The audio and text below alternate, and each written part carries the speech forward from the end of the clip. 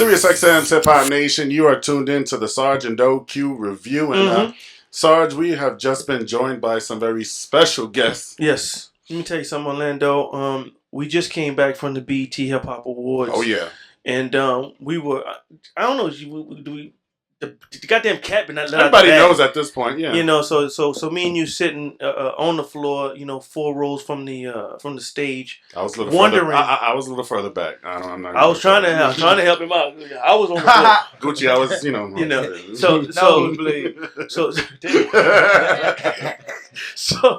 So the lights are dark and there's 2 big edifices on the side of on both sides of the stage. We're wondering who's gonna start the show. Is it gonna be this one and that one? And the thing is, Sarge, like, people just started cheering. Yeah. They didn't even announce who it was. Yeah. And all of a sudden, the lights came on, and then a triple fat mink with tassels on it, Gucci Mane appeared, and he's here with us tonight. The legend Gucci Mane is here with us. Welcome to the show. Make some noise. Thank y'all for having me, man. I appreciate y'all, man. Oh, man. You know what? Honestly speaking, your presence, I can't say your presence hasn't been missed in the game because, like your song "All My Children," there's so many people who have been birthed off of your style, pretty much been keeping your legacy up, and the folks that you've given a foot in the game, all the while that you were away, they were giving you your props. So it's like you never left. You know what I'm saying? But how is it to be back and be full in effect, be on radio, et cetera, et cetera? How does it feel? It's a great feeling. You know what I'm saying? It's like I planned for it. I was waiting for it. You know what I'm saying? I just couldn't wait to get out and record. I couldn't wait to get out and just perform. I just I was missing making music. I was just missing just just being out and about, man. That's all I was thinking about every day. So your incarceration, and then your return to the game, there's a big change in everything, physically, mentally. I know a lot of people when they're incarcerated, they come back and it's like, they're harder than they first came before they went out, and they had the propensities to go back to the same thing. But you seem like you're just a all around brand new person with a brand new attitude.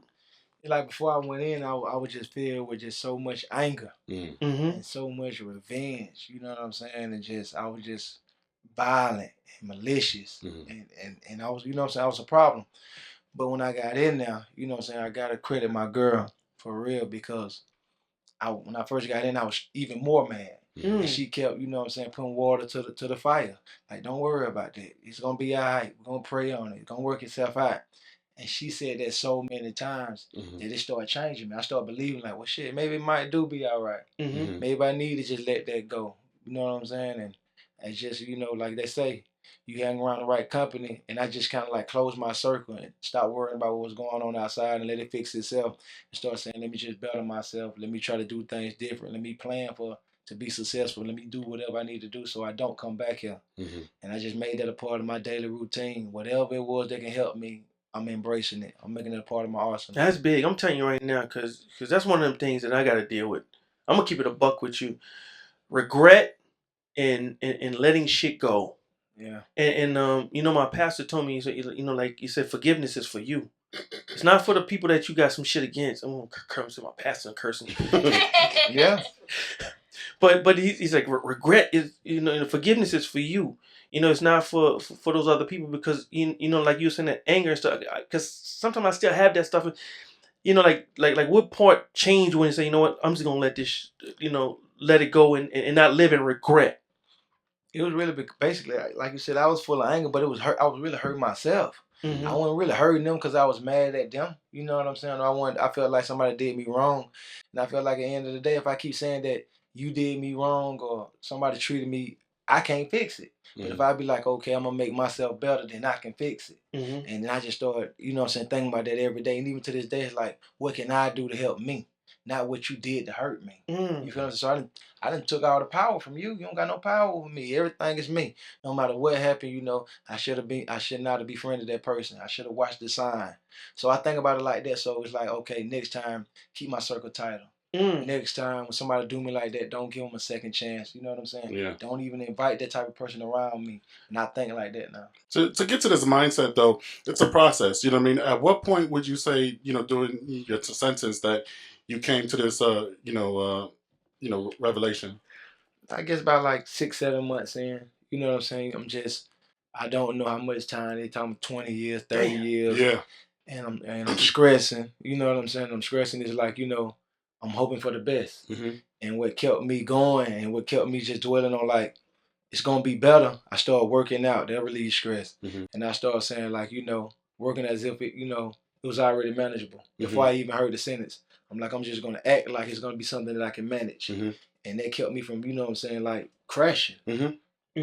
877-60 Hip Hop, the Sarge OQ Revue, Gucci Mane's here with us. So you know everybody looking, your first project, when you first came home, the signature song that I like is the one with Thug, Goo Wop Home. Yeah. Was that just a warm up in lieu of the Woptober joint? Was it? Is hip hop like sports, like Jordan with the 4-5? Like you got to just take some shots first before you get back into your groove. Looking back at it in hindsight, I can say that. It was, you know what I'm saying? But at that time, that was on my chest. I had recorded maybe like most of them songs. Well, not recorded, but wrote them in jail. Yeah. So like in my mind, I had so much time. It's like, okay, these are the songs I'm gonna record. This is what I'm gonna call my album. It was so rigid. And structured, and to me that was a classic album. I'm super proud of it. Yeah. And it was for your core. Yeah. It wasn't for the radio and all that other stuff. It was for your core. And this album right here, it's more like, okay, if that album told you what I was going through and where I was at with it now, this album is telling you like, it's back to like, can't nobody fuck with me. I'm the hardest shit y'all ever heard. Don't forget it. You know what I'm saying? It's what I think people want to hear from me. Yeah. So Woptober, October 17th. Yeah. Is this new material since you've been released from prison, or this like the last 2-3 months of the songs I recorded. Okay. It's like some Tupac shit. Yeah. You just came in and started recording like that. Like everything that you was experiencing in jail. So now you're getting off the last bit of that. So is it gonna be like because even albums and shit done changed since you've been gone. Yeah. So is the setup time and all this shit matter now that when putting out music like that? I feel like at the end of the day, even though the times have changed, at the end it's still about the music. You know what I'm saying? People still gonna say it's hot or it's garbage. You know what I'm saying? So at the end of the day, you still got to be dope. You know what I'm saying? If you come and tell people the most profound thing in the world, if it ain't jamming, who wanna hear it? Yeah. You feel what I'm saying? So like I just want my shit jamming. You know what I'm saying? And I feel like I'm standing on that because like Woptober hard, that shit just hard. It ain't even like, somebody just well thought out. It's like I go in the studio and I record and I feel like it was time to drop these albums because I'm like, damn, I got a collage of songs that I know gonna crush them. Yeah. I can't wait. On no when y'all tell me to put this album out. I gotta drop this now. I'm proud of this now. Yeah. I beast it out on everybody looking because, you drop some classic punchlines. You got some ladies up in the room, but you know that one where if you send your girl home, she's gonna have goo up on her. And I'm like, he's still swinging for the fences here. You know what I'm saying? That was a moment. How you gonna let a nigga in the feds outdo you? Yeah. If I ain't a millionaire, then my little boy can grow a pussy. It's some shit on there. Yeah. Hey, so you're off house arrest. You're moving around now. I think because I'm in the military. Okay. When I was in basic training, a lot of things would just I was deprived of a lot of things. You know what I'm saying? But when you get off of basic training, you get to go and hang out and do all of the things. You get a little bit more freedom than you would normally have. Mm-hmm. Now that you're out and about moving around, how do you keep back those demons from the past? Like certain drugs, like certain instances, because all of that shit is waiting for you. Yeah, I really don't have that problem. I done had that problem in the past. It's like I associate a lot of my old, smoking buddies and drinking buddies. I associate them with me going back to prison. Mm-hmm. So it's like, it's like a poison. You know what I'm saying? I don't knock people for what they do. it's not like I'm out here telling you know. I hope that I can be an example to people, and I hope I can help them change their life for the better, because that's what I'm doing. But at the same time, sometimes you gotta let people do what they do. This is what I got to do. This is what gonna help me. You feel what I'm saying? This is my last chance. These people don't play with me. If I get in trouble again, I'm going back there, and I don't want to be there. Because here's the thing, you know, like some of the drugs that they're taking today were like some of the rock stars, almost like I'm 100 years old. But you know what I'm saying? Like it was just some weed and some drink. But now it's like the cool drugs are the leans, the Percocets, you know, like damn, just some pharmaceutical shit. You know what I'm saying? They say that on regular weed. The good shit. I remember Hydro. This shit's work. You know, that was the most potent shit. They you know, drugs been out for the beginning of time. They're gonna have some new shit that come out when we gone. So, but you know, your shit was, is you rolling? Bitch, I might. Be. You know what I'm saying? Like, I guess you know, it's like when you get older, you gonna be stuck in the past, or you gonna embrace the present and look and plan for the future. It's like the money fascinate me now. You know what I'm saying? Being healthy, looking good fascinate me.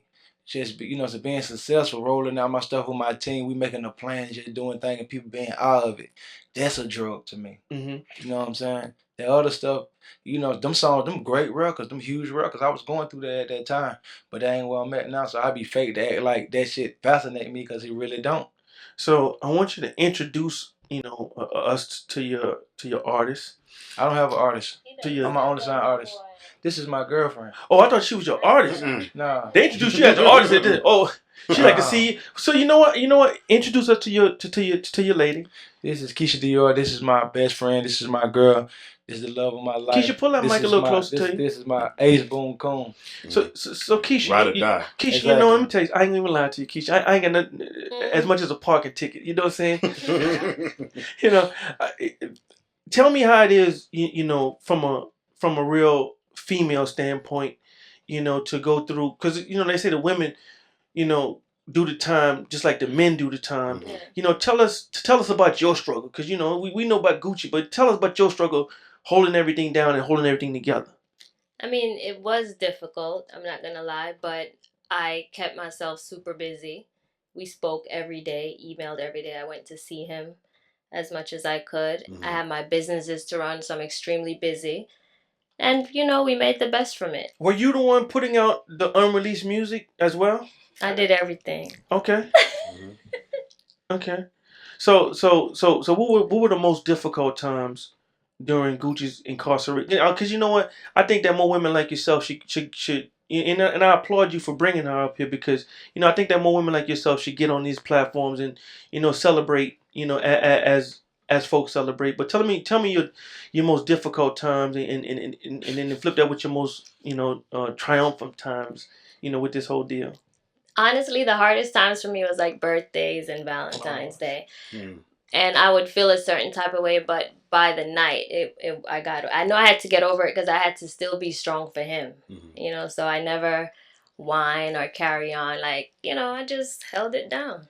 I hear an accent. Yeah. What kind of accent is that? Jamaican. Oh, you like jerk chicken, huh, Gooch? Like a little spice on yours. No, but I just applaud you for you know, for and women like you, because let me tell you something, Gooch. You know, I've done some outreach stuff at the women's jail, and on those Saturdays when they're visiting time, you don't see a lot of men there. But then you see, you know, at the men's jail, how many supportive women you know are there for the inmates and stuff like that, man.